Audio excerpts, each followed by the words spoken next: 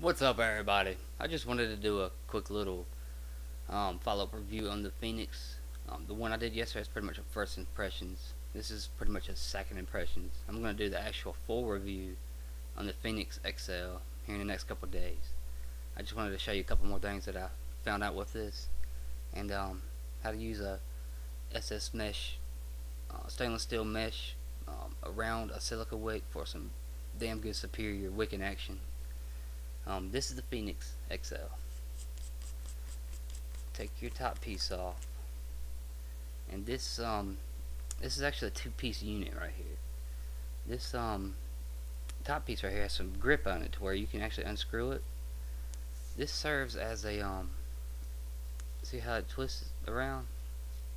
This can serve as a wick adjustment. You can set whatever side you want your wick on.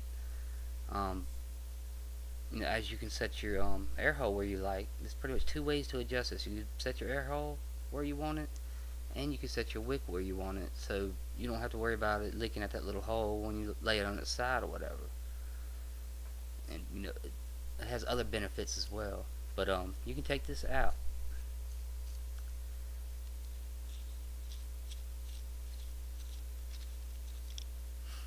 and you're left with this piece right here in your bottom half.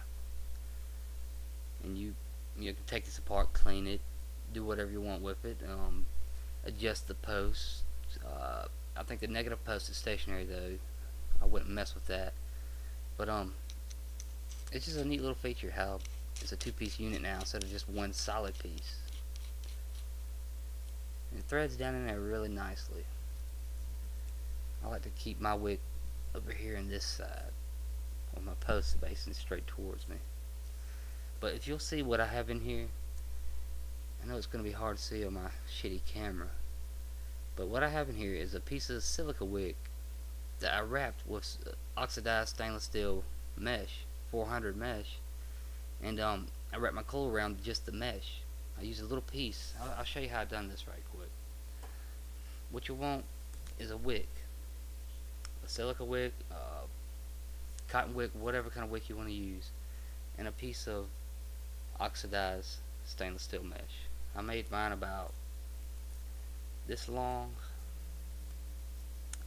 If I can get it out, about that long, and pretty damn skinny. So it's just enough to wrap I'd say about a 5-6 coil wrap around it. What you'll want to do is unwrap it after you oxidize it. Take your wick and just set it in the bottom right here, and kind of like you're rolling a cigarette.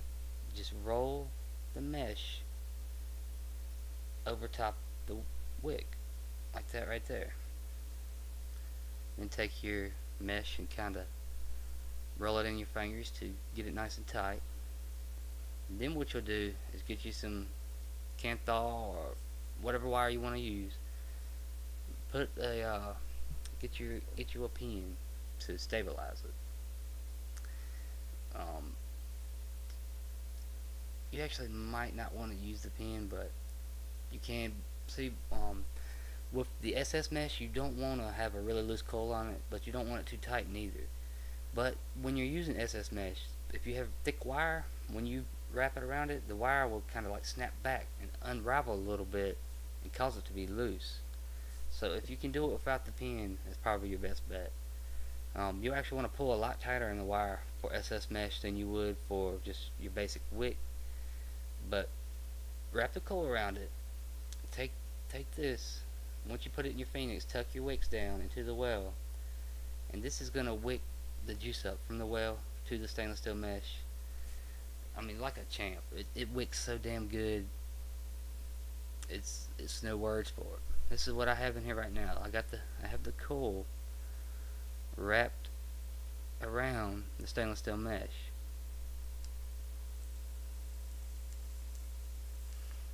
And no matter how hard I hit this, no matter how fast I hit it back to back, no matter how dry my wick is, I will not get burnt hits. I will not get dry hits. It's impossible to burn the stainless steel mesh. And the flavor that I get is pretty much just pure 100% flawless juice flavor. it pretty much is not going to get any better than stainless steel mesh.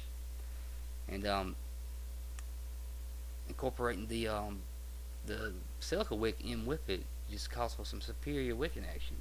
Stainless steel mesh by itself really doesn't wick as fast as silica rope does, so when you put them two together, it's just the best of both worlds.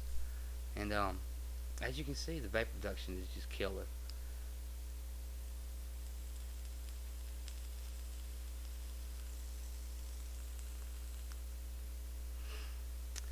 Really damn good vape production. Let's go ahead and drip a couple drops, wet the wick again, and I'll show you how this bad boy vapes. This will hold about 20 or more drops. It really depends on how high you set your wick and cool. If you got it down in the well, it's not going to hold as much because your juice is going to smother it. If you set it up higher, then you'll be able to hold a lot more juice. And this one, it tends not to leak out the little side hole as much when you do overfill it. It's where it's got like a little wider base in there, and the juice doesn't flow up the side out the hole. Let's go ahead and take a toke.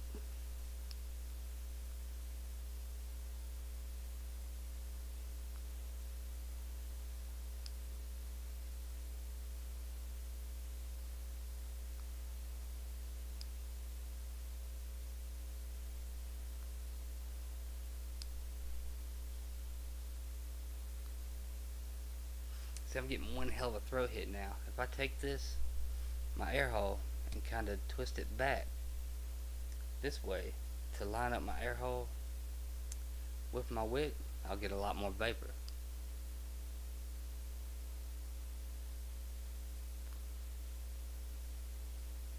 See the difference in that?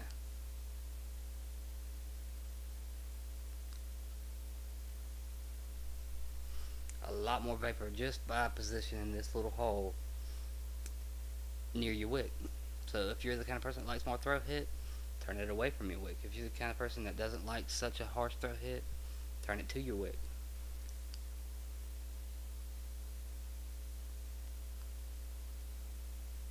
I hope this video helped you out a little bit, gave you a little bit of idea of how you can use stainless steel mesh and silica together for just some superior wicking action and the best flavor I've ever gotten off anything, period.